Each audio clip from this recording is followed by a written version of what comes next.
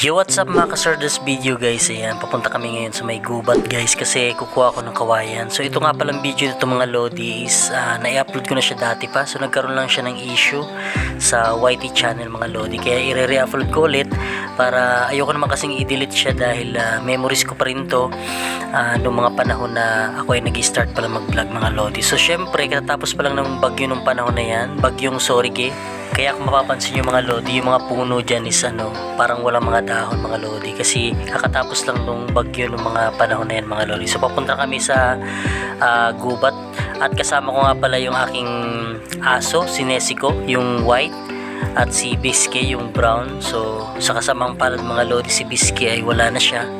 Ayan, dahil nalason siya nung makaraan yan. Si Bisky mga lodi, yung aso ngayon, nalason yan. So ayan, medyo naalala ko talaga si Bisky, kaya itong video na hindi ko rin may delete siya mga lodi, kaya i-re-upload ulit natin siya mga lodi. So kasama ko rin si Aaron dyan at si Bugoy, yung kapitbahay namin, yung bata. So ayan guys, papunta kami dyan. So napakaraming mga kawayan na pagpipilian mga lodi. So ayan, napili ko sana yan, kaso nga lang medyo mataas at hindi natin makuha yung pinakamahaba niya. So ayan, tatawid kami ng sapa. So yung sapa, ayan mga lodi. So nagkaroon lang kami ng problema dyan sa pagtawid sa sapa mga lodi dahil sa aso naming yan, si Nesiko mga lodi, kasi hindi siya makatawid ng sapa.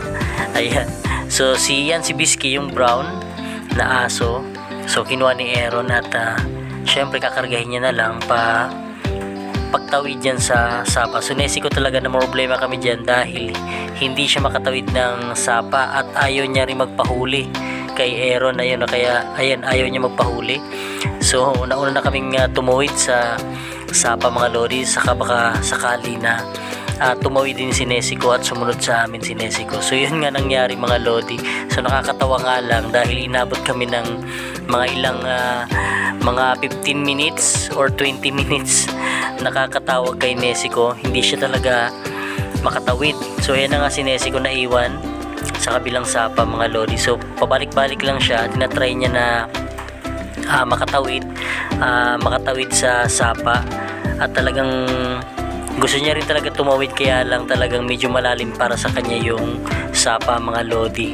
So ayan na nga, ayan, ihatid din ni Nesiko na tumawid. So ayan nga, napakalalim, malalim, pero konti na lang sana.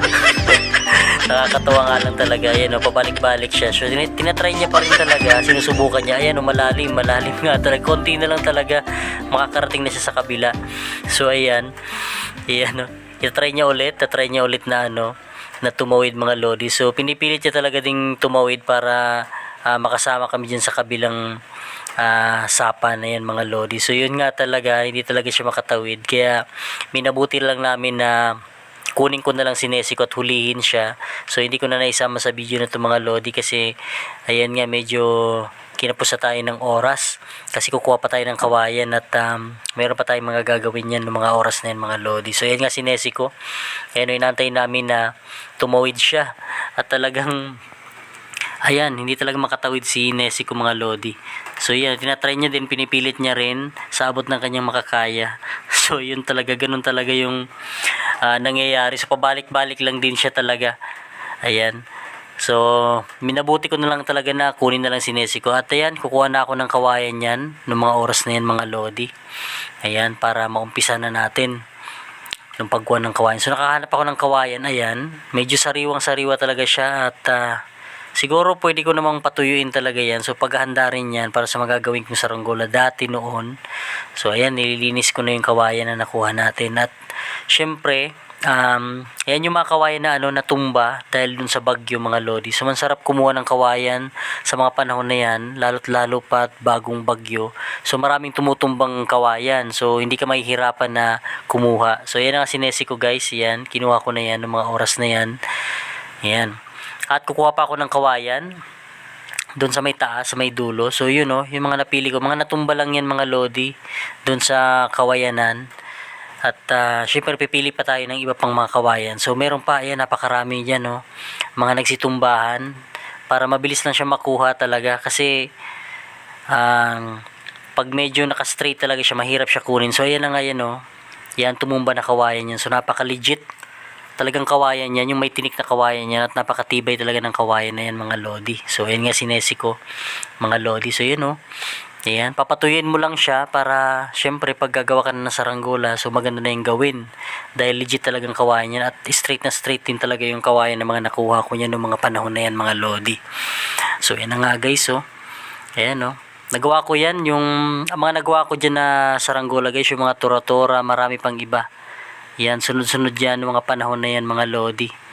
Nung nag-start pa lang ako ng pagwa-vlog ng saranggola mga lodi. So ito, nire-upload ulit natin siya at syempre para nare-recall ko ulit yung mga ginawa ko noong mga panahon na nag-start pa lang ako mag-vlog mga lodi. So kahit ganyan lang yan yung ating video mga guys. So malaking bagay pa rin kasi experience at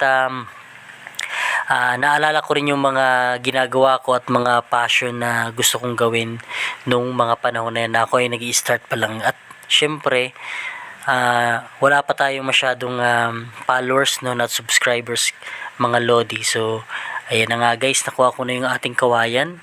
So yun, ipiprepare na natin siya para itawid na natin siya sa kabila. Ayan nga, si Nesico, tuwang-tuwa na siya kasi uuwi na kami. So yan, binuhat ko na yung dalawang kawayan na napili ko mga lodi. So syempre, struggle na naman yan. Tatawid na naman kami ulit ng sapa mga lodi. So hanggang tuhod nga pala yung lalim nung sapa na yan mga lodi. Ayan o, hanggang tuhod siya. Ayan nga si Bugoy, tinulungan ako ni Bugoy. At ayan na nga, nakatawid nga si Nesico. Ayan o, natuto na rin si Nesicong tumawid. Ayan, so tumakbo siya. So tuwang-tuwa yung aso namin. At ayan si Bisky guys, so nakakatuwa din talaga si Bisky. So sa kasamang pala talaga, wala na siya ngayon guys. Pero ganun talaga at kailangan nating mag-move on. So ayan, itatali na namin ulit si Nesico. At napakakulit talaga niyan kasi babalik na kami sa bahay namin. So ayan guys, maraming salamat sa panonood ng aking munting vlog at next vlog ulit tayo guys. Thank you guys. Maraming salamat at